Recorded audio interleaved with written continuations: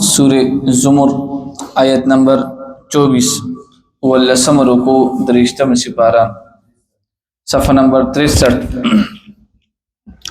أعوذ بالله من الشيطان الرجيم.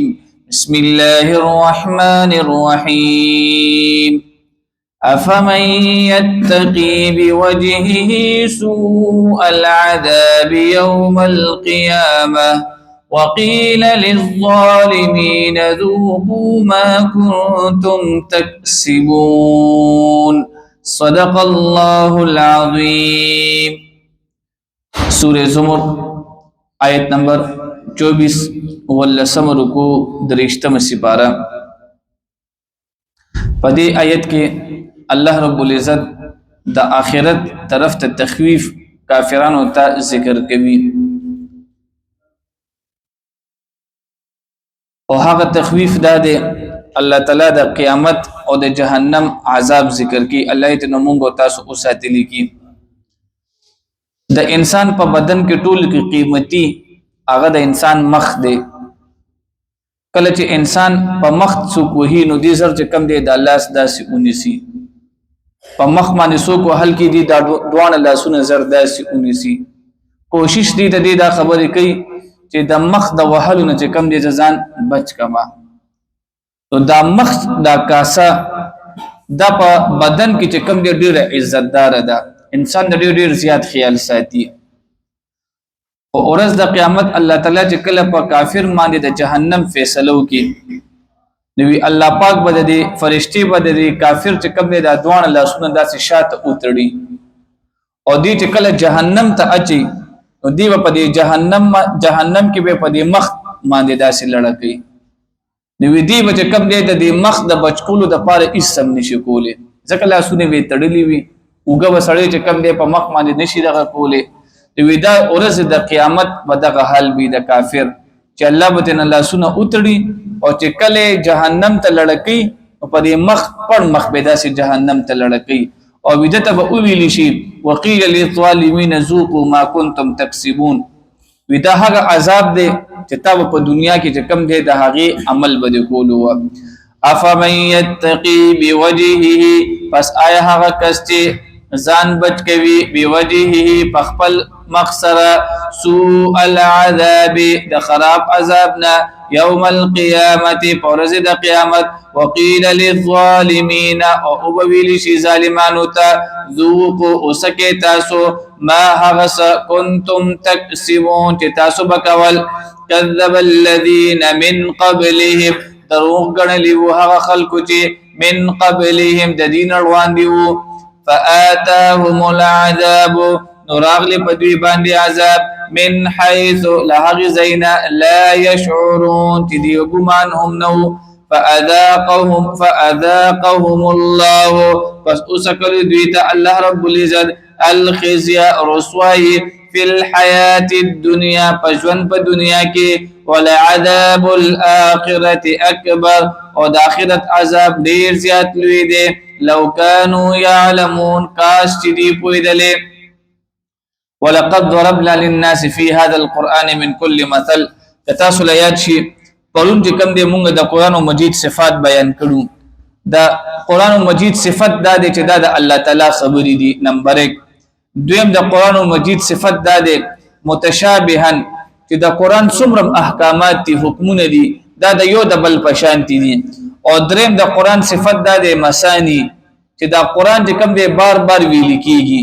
یو انسان په ځواني کې ختم کی کوشش دا کوي چې دا دوباره ویم دریم ځله ویم پنځه ځله ویم. نو مسانی د قرآن دریم صفت دا چې دا بار بار ویل کیږي.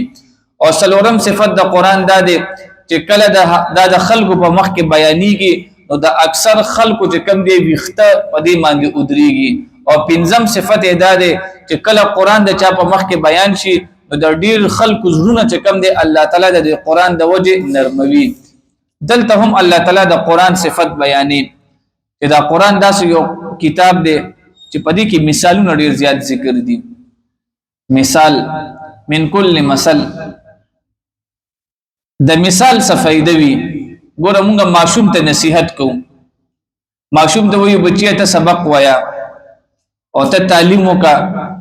نو بیا وته مونږ په مثال کې چې کم دی فلانکی ډاکټر ورکو وی بچیا کا سبق دی او ویلو نو اک ډاکټر غونته وته هم ډاکټر شي نو د دې مثال په ذریعہ باندې د ماشوم په ذهن کې خبره صحیح پروزي او ماشوم ته مثال مونږ داسې مرکو بچیا وی سبق وایا که سبق دی اون ویلو نو پلاره کې چې کم دی دا پوډریان وی نو مونږ وته څه مثال کې ورکو وی تا نه به هم ګوره داسې شی بیا اوزي داسې مثال ورکو کنه نو دا د قران صفت ده چې قران چې کم دی اول حکم بیان کی حکم نه پس په قران کې بیا مثال وی لکه قران مجید کې الله رب العزت فرمایي سوره عنکبوت مونږ ویلو چې دا ست ویل کیږي د جولاګي جال تا او الله تعالی د کفر مثال چې کم دی د جولاګي د جال سره ور کړی دی وی څنګه چې د جولاګي د جال چې کم ده دا انتهایی کمزوري ده پدې معنی معمولی هوا راشي کوره تباشي نو د جولاګي د جال د جولا هم نه بچ کی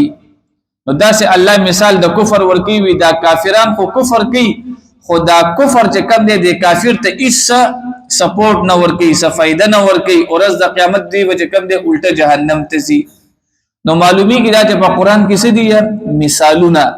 دا مثال د صد پاره وی چې دا زموستا ذهن ته کم دی دا حکم خسته طریقې سره راشي نو په دې کې قران کې الله تعالی د دې قران صفت بیا بیانې ولقد ضربنا للناس او بشک بیان کړل مونږه د خلقو د پاره فی هذا القران په دې قران مجید کې من كل مثل د هر قسم مثالونه لعلهم د پاره د دې چې دوی يتذكرون نصيحت حاصل کړي قرانا عربيا دا قران په عربی ژبه کې نازل شوی دی غیر ذی عوج بعبد لعلهم يتقون چې دوی پرهیزګاران شي ضرب الله مثلا الله تعالی چې کوم دی د توحید مثال ورکي او دویم الله تعالی د مشرک سړي مثال ورکي یو سړی چې کوم دی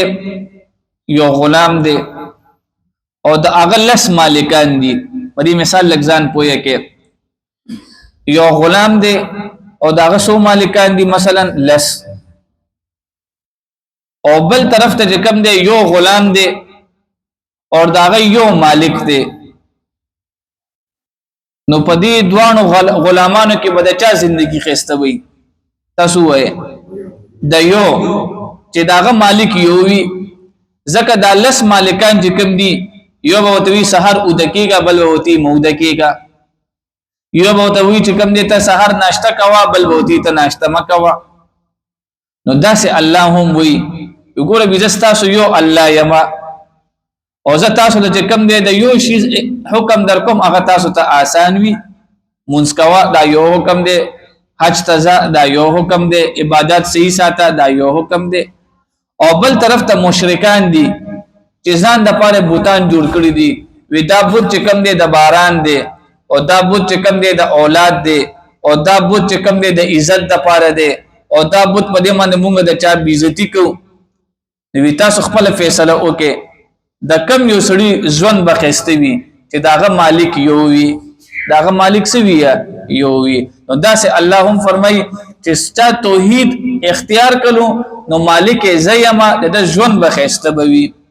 او چا چې شرک اختیار کړو د مالکان ډیر دي خدایان ډیر دي د ژوند به د خوشاله بنوي الله دې زموږ استاد هم اخره خاتمه په ایمان سره وکي نو ضرب الله مثلا الله رب العزت بیان کړل یو مثال رجلا د یو داسې غلام فيه شرکاء چې پاغي کې ډیر شریکان دي متشاکسون خپل مینس کې مخالف وي ورجلا او یو غلام داسې دی سلامن چې سالم دی لرجل د یو سړي د پاره هل یستویان مثلا ایا دا دوه برابر دي په دې مثال کې ندی برابر کړه نو الله سوی الحمدلله ټول پټول تعریفونه خاص د الله د پاره دي بل اکثرهم بلکې اکثر لدوینا لا يعلمون پوهیږي الله رب العزت نبی ته فرمایي چې ګوره تا ته مرګ راځي په مرګ کې چې کم دی په مرګ کې عام انسان او پیغمبر دا ګوره دوه برابر دي څنګه چې عام انسان ته مرګ راځي نو دا سه پیغمبر ته هم سره راځي مرګ برازي 1,24,000 کم او بیش سونه چې انبیای کرام دي ټول ته مرګ راغلي دي نو دې ځکه هم الله رب العزت نبی علیہ السلام ته فرمایي و انک میت بشک نبی علیہ الصلوۃ والسلام ته هم مر کیدون کی و انهم او بشک دا خلقهم میتون مر کیدون کی ثم انکم یوم القیامت بیا بشک تاسو با ورځ د قیامت عند ربکم فرب نزمان دی تاسو تختصمو د یو د بل سره به جګړه کوي واخر دعوانا الحمد لله رب العالمين